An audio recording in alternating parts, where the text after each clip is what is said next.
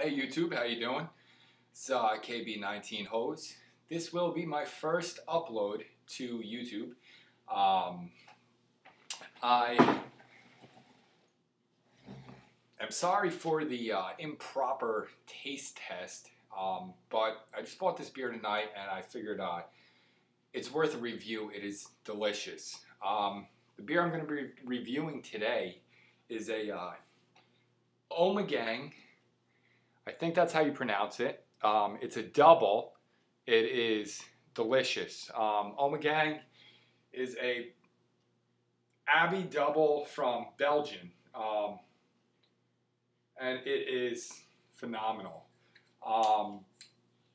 This is my nifty little wine removable cork that I use for big bottles. So like I said, it's not an actual opening, but I figured it was worth a try. This is my nifty Sam Adams glass that is pretty much good for everything. So I'll give you a pour. It is very dark in flavor. I mean in color, I should say. Huge head. Huge head. You can see how light of a pour that was.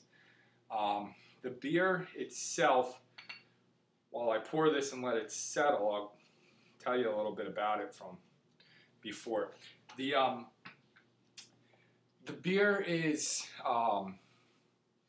very, almost like a bourbon or a cognac kind of smell to it. It does have a very almost fruity aroma, but like I said, I figured it was a good beer to start out with. It looks super dark in this. It's not a dark beer. You could see, I don't know if you could see it. I'll try to, yeah. It's got a really nice amber color, but a great beer. I just figured I'd let you guys know, if you haven't tried it, to give it a shot. It's the Ommegang Double, and it is fantastic. Give you a little history about myself. I got into home brewing about 6-7 months ago, and it is fun as hell. I love it. Joe, Turbashorian Kid, Emo, or Emo, Craig Tube, all you guys give me a lot of inspiration. I've watched all your videos, and that's kind of how I got into this. I'll give you a quick rundown of what I brewed and my brewing equipment and what I have going on now. I started out with the Cooper's kit. I've brewed two of their kits. The first kit I just followed by the recipe. It was their lager. Did not like the flavoring too much. Very apple tasting, cider tasting. I don't know if I did something wrong or what happened, but some of my friends liked it. I wasn't a huge fan. The next brew that I did was there's another Cooper's kit, but I used a different yeast, and instead of using their dextrose, I used dark brown sugar, and that came out pretty good, especially for my second brew that involved no boiling. As far as a pure extract kit, was phenomenal. After that, I moved up to Midwest kits. First one I did was a Irish Red Ale. That came out great. I think I have a review on that somewhere. I might post that later. And then I did another one. That's currently conditioning in bottles. Great beer. I added some extra dry malt extract to up the alcohol, and hopefully that all works out well. We'll see how that turns out. As far as right now, what I have, actually, before we get into that, cheers.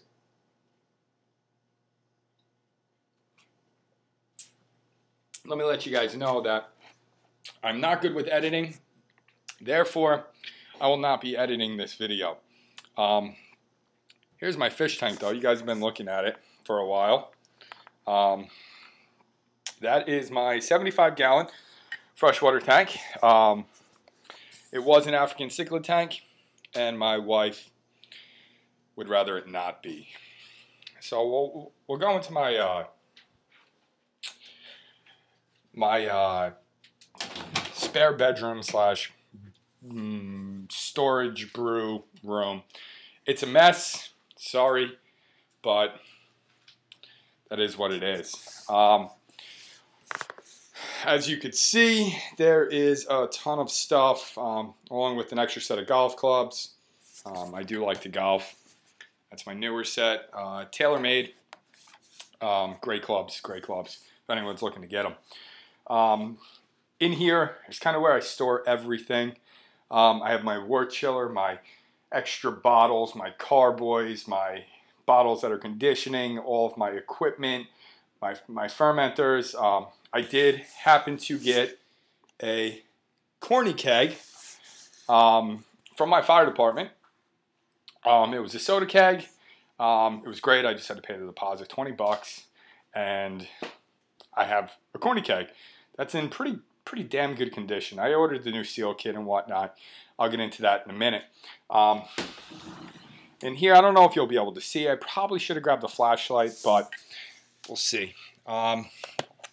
In here, if you could see it, is another kit. That is the Boundary Waters wheat kit from Midwest. I brewed that on Saturday. It is now Tuesday night. Lots of activity going on. Not a big carousing, but I put a blow off on it just in case. I followed the kit down to the T, then added an extra 2 pounds of dry malt extract, a pound of light Belgian candy sugar. I used different hops. In that one, I used a Montego hop and a Goldings hops for aroma, bitterness, and flavor. I have it down as a blow-off just in case it got out of control. Forgot what the original gravity on it was, but when I punched all the numbers into the computer on the website, it said it should come out around 9%. As you can see, I'm drinking a double, so that's great for me. I like big beers. Also, with that beer, I had a problem as far as a slow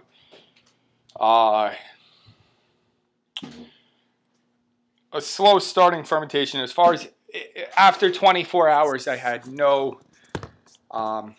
nothing going on within the beer.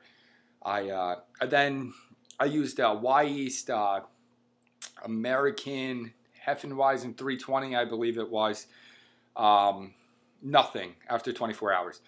I then had a Safe Ale US-05. Dumped that in. Within 4 hours after dumping that in, I had some stuff going on inside. Yeah, so like I said, I just wanted to put my first video out there. Give thanks to a couple of guys. Please subscribe. My videos won't come up very frequently. Back to the corny keg that I got. Everyone's like, well, why do you have a corny keg? Well, this Christmas, which is right around the corner, I am getting a mini fridge from my sister, which is awesome. It's like $200. It does not have a freezer. It's going to be perfect. And my wife is going to buy me my CO2, my regulator, all of my tubing, my connections, everything. And I'm going to make that. So the next video I post is probably going to be making that. And then followed by probably turning that beer in there into the keg and seeing, the first pour of the kegerator. I might make that all one video. But hey guys, thanks.